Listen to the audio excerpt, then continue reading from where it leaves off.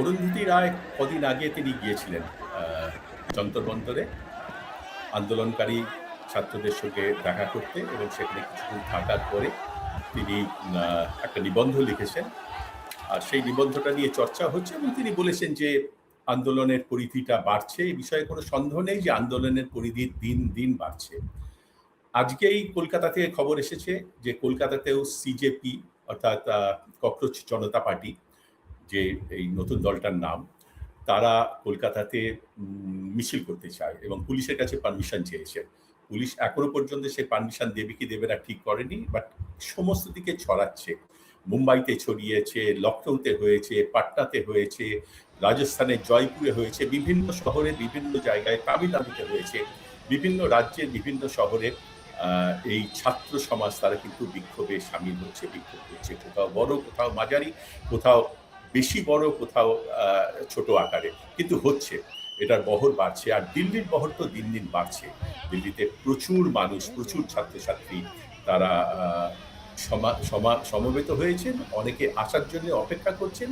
এবং সেটা আশুতোষ রাঙ্কা, যিনি এই সিজেপির অন্যতম মুখপাত্র, তিনি গতকালকেই অর্থাৎ বুধবারেই তিনি বলে দিয়েছেন যে 10 লক্ষ ছাত্রছাত্রী তারা কিন্তু অপেক্ষায় রয়েছে তাদের ডাকে, যে কোনো মুহূর্তে তারা দিল্লিতে চলে আসতে পারে। সুতরাং এই বিষয়ে কোনো সন্দেহ নেই যে ছড়াচ্ছে, এবং তার একটা বড় প্রমাণ যে মেইনস্ট্রিম মিডিয়া, যারা এতদিন পর্যন্ত এটাকে সেইভাবে আমল দেয়নি। এই আন্দোলনটা তো আজকে বোধহয় 34 দিন হলো। 34 দিনের আন্দোলনে গত 5 দিন ধরে যে সাড়া পড়েছে, তার আগে যারা কোনোভাবে এইটাকে ভেতরের দিকে একটা খবর দিয়েছে মেইনস্ট্রিম মিডিয়াতে, টেলিভিশন চ্যানেলে সেটাকে ধর্তব্যের মধ্যে আনেনি, এদের সমস্যা নিয়ে আলোচনা না করে অন্যান্য বহু বিষয় নিয়ে তারা আলোচনা করেছে। দেশের বিদেশ নীতি, দেশের অর্থনীতি, বিভিন্ন বিষয়ে তারা আলোচনা করেছে, যেটা বাংলাদেশে যেটা টক শো হয় সেরকম ধরনের আমাদের এখানে যে টক শো হয় সেখানে আলোচনা করেছে। কিন্তু এই ছাত্র বিক্ষোভ, ছাত্রদের অনশন, সোনাম ওয়াংচুকের অনশন, কেন ছাত্রদের দাবিটা কি, তারা কি চায়, তারা কেন এভাবে আজকে অনশনে বসেছে, ককরোচ জনতা পার্টি একটা পার্টি যারা 2 মাস 3 মাস আগেও যাদের কোনো অস্তিত্ব ছিল না, তারা কিভাবে এরকম প্রবল জনসমর্থন নিয়ে এসছে, এটা নিয়ে কোনো রকম কোনো রাজনৈতিক আলোচনা হয়নি, সমাজতাত্ত্বিক বিশ্লেষণ পর্যন্ত হয়নি, মনস্তাত্ত্বিক আলোচনা হয়নি, সাইকোলজিটা বোঝার চেষ্টা হয়নি। আজকে সেটা হচ্ছে। আজকে বিভিন্নভাবে বিভিন্ন মেইনস্ট্রিম মিডিয়া তারা কিন্তু আলোচনা করতে বাধ্য হচ্ছে দুটো কারণে।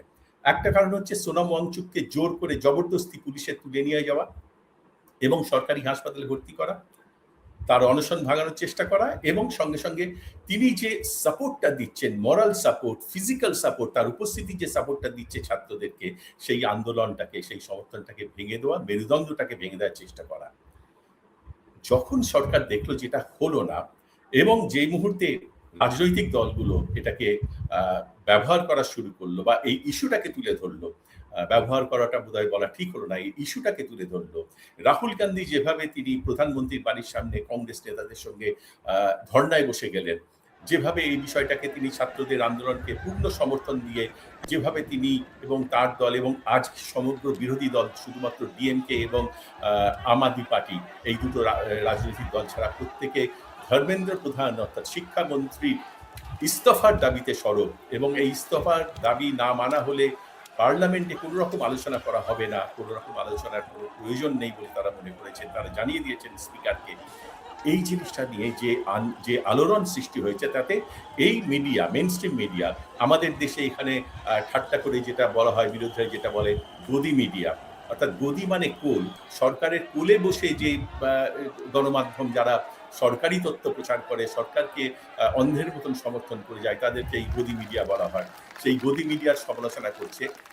তারা আজকে কিন্তু বাধ্য হয়েছে এই ইস্যুটাকে, এই বিষয়টাকে তুলে ধরার, এবং বিভিন্নভাবে তারা চেষ্টা করছে এইটাকে বিভিন্ন অ্যাঙ্গেলে তারা এর বিশ্লেষণের চেষ্টা করছে। একটা অ্যাঙ্গেল তো খুব পরিষ্কার স্পষ্ট, যে ভেতরে পাকিস্তানি লিঙ্ক রয়েছে, খালিস্তানি লিঙ্ক রয়েছে, অ্যান্টি ইন্ডিয়ানের লিঙ্ক রয়েছে।